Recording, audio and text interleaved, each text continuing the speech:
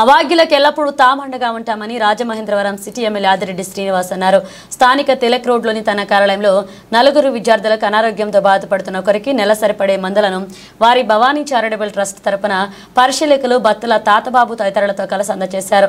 అనంతరం ఎమ్మెల్యే ఆదిరెడ్డి శ్రీనివాస్ మాట్లాడుతూ బాధల్లో ఉన్న వారికి తాము ఎల్లప్పుడూ అండగా ఉంటామన్నారు.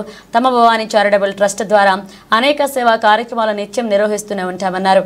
పేద విద్యార్థులకు ఫీజులు చెల్లించడం, పేదల కోసం ఉచిత వైద్య శిబిరాలు నిర్వహించడం చేస్తున్నామన్నారు. ఇక తమ కూటమి ప్రభుత్వం కూడా ప్రజల ఆరోగ్యానికి ప్రాధాన్యత ఇస్తుందన్నారు. అందులో భాగంగానే లక్షలాది మందికి ముఖ్యమంత్రి సహాయ నిధి నుంచి ఆరోగ్య ఖర్చుల నిమిత్తం సహకారం అందిస్తుందన్నారు. రాజమండ్రి సిటీ నియోజకవర్గానికి సంబంధించి ఇప్పటి వరకు సుమారు ₹1 కోటి ముఖ్యమంత్రి సహాయ నిధి నుంచి వందలాది మందికి అందించడం జరిగిందన్నారు.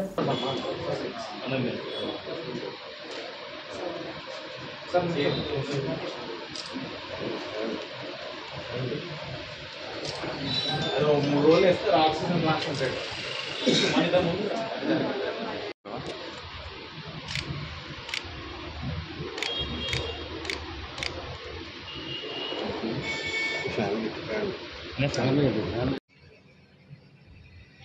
ఏదైతే నగరంలో ఆర్థికపరమైన సమస్యతో అది వైద్యం కానీ విద్య కానివ్వండి, ఓ పక్కన ప్రభుత్వ పరంగా వచ్చే అందిపుచ్చుకుంటున్నా అందని వారు ఇంకా చాలా సంఖ్యలో ఉన్నారు.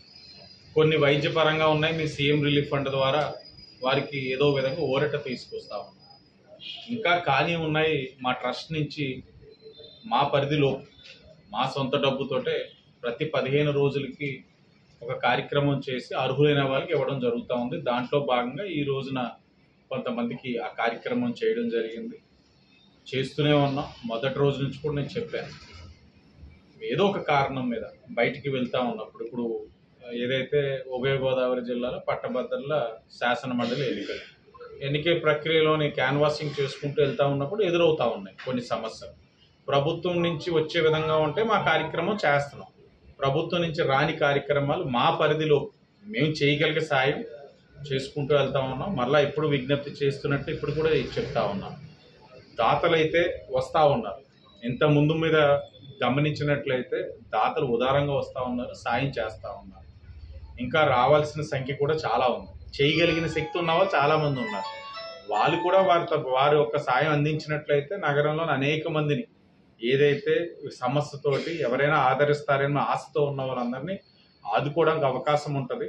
వారందరూ కూడా ముందుకొచ్చి వారు చేయాల్సిన కార్యక్రమం ఎవరికి వారు చేసినట్లయితే సమాజంలో కొన్ని సమస్యలు మనం తొలగించడానికి అవకాశం ఉంటుంది. అందరూ కూడా ఆ ఆలోచనతోటి ముందుకు రావాలని అందరికీ కూడా విజ్ఞప్తి చేస్తూ అందరికీ ధన్యవాదాలు.